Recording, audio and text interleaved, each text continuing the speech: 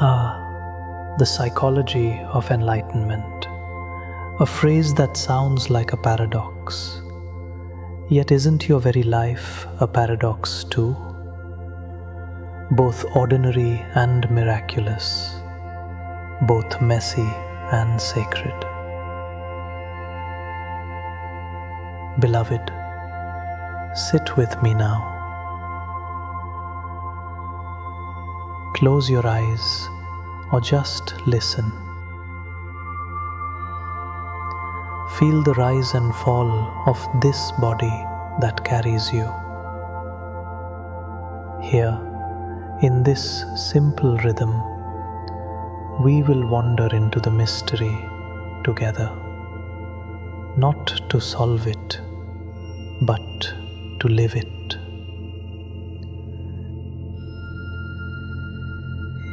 Enlightenment has often been painted in colors of mysticism. Temples on mountaintops, monks cloaked in silence, incense curling toward unseen heavens. And yet, what is it really? Not a lightning strike from beyond, not an escape hatch from the human condition. No, it is subtler than that. It is the healing of division. It is the quiet unification of what has always been whole. Western psychology, with its careful maps of the mind, speaks of our divisions, the conscious and unconscious, the shadow and the mask, the tender child who longs for love, and the cautious adult who builds walls to survive. It tells us of trauma, conditioning, patterns so deep that we live them without knowing. And Buddhism smiles, whispering, yes, this is dukkha, the restlessness, the thirst, the unsatisfactoriness of clinging and aversion, of ignorance mistaken for truth.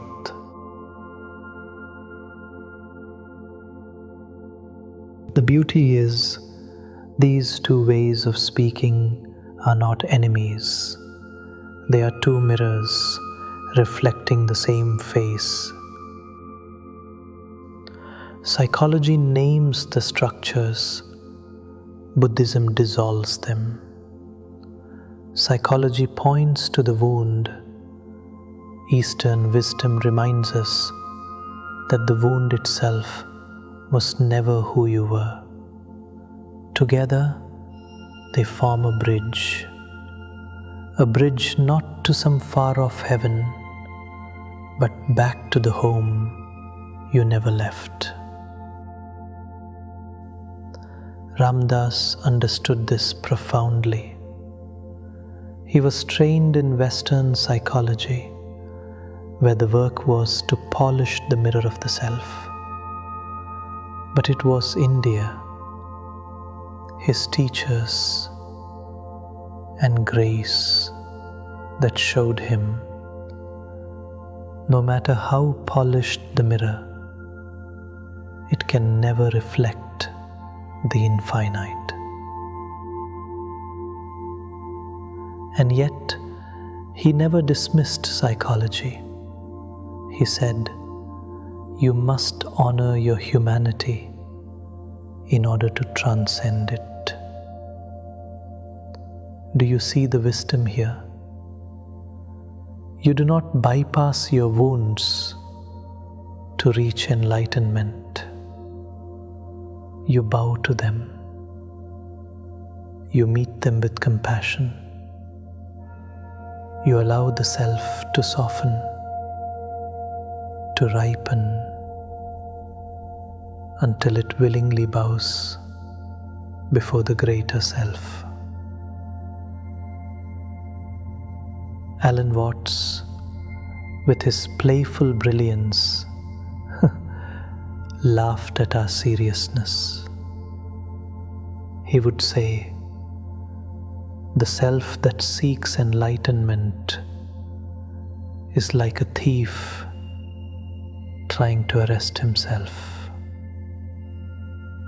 But here is the delicious paradox. This very thief, this striving ego, this divided mind is not an obstacle. It is the compost. The ego we struggle against becomes the instrument of awakening. Isn't that the great cosmic joke?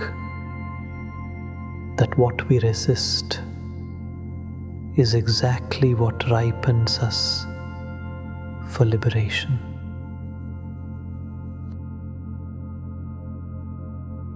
And the Buddha, he needed no theories, no maps. He simply looked. He saw that all we cling to, form, feeling, perception, thought, consciousness, are not self, empty, impermanent, insubstantial, not broken, not bad, simply not who we are. Where psychology describes ego structures, the Buddha pointed and said, "See clearly and you are free." So, what is the psychology of enlightenment? It is the marriage of insight and healing. It is the recognition that every wound, every shadow, every forgotten corner of the psyche is not a barrier, but a doorway. If you turn from them, you remain divided. If you embrace them, they dissolve into wholeness. Beloved, listen closely. The mind does not need to be destroyed. It only needs to be seen clearly. The heart does not need to be fabricated. It only needs to be uncovered. Enlightenment is not the creation of a new self. It is the recognition that there was never a division at all. The wave has always been the ocean. The dreamer has always been awake. So here is the practice. Sit quietly. Breathe deeply. Feel your body as it is. The tension, the ache, the warmth, the longing. Do not push it away. Do not glorify it. Simply notice.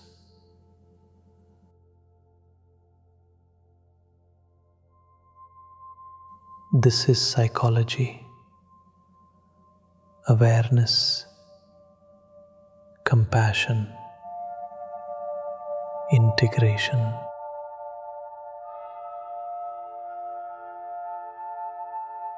And then gently, gently step deeper. Ask, who is it that notices this? Who is it that carries these thoughts, these wounds, this story of me?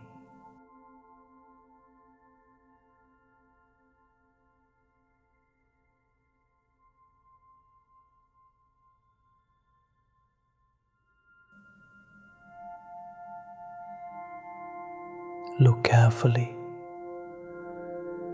Notice how the self unravels the closer you look.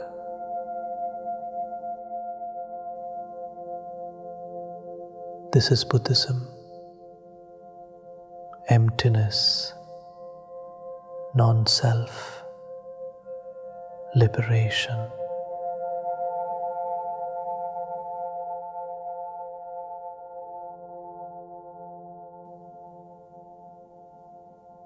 And now, softly soften even further.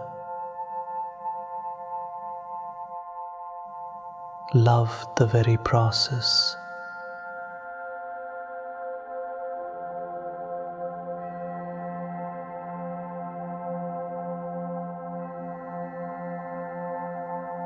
Ramdas would say, make friends with your humanity.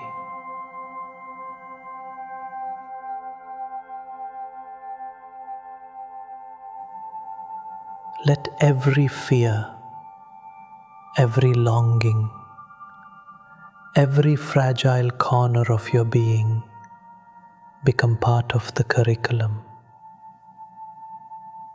Hold it tenderly, and in that holding, it transforms.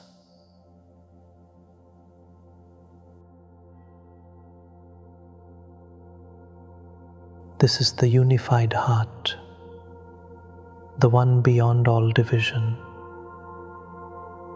Enlightenment, then, is not the denial of psychology. It is psychology ripened into wisdom. It is the shadow married to the light, the child held by the adult, the ego bowed to the soul. It is not perfection. It is wholeness remembering itself. So do not wait, beloved. Do not postpone your awakening until you are flawless. Do not wait until every wound is healed and every thought silenced. Walk with both feet, Western clarity and Eastern emptiness. Let the mind be understood. Let the heart be free. And then, without effort, without seeking, you will see. There is no seeker left, no division to mend, only life, flowing, whole, perfectly imperfect.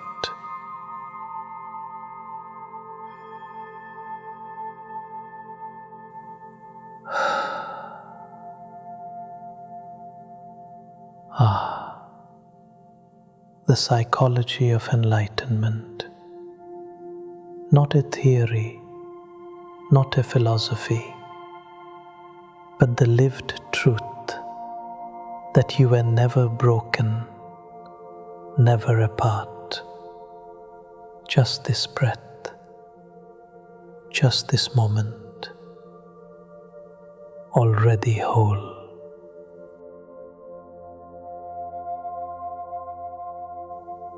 So as we close, remember this. You are not here to win the war against yourself, nor to abandon yourself.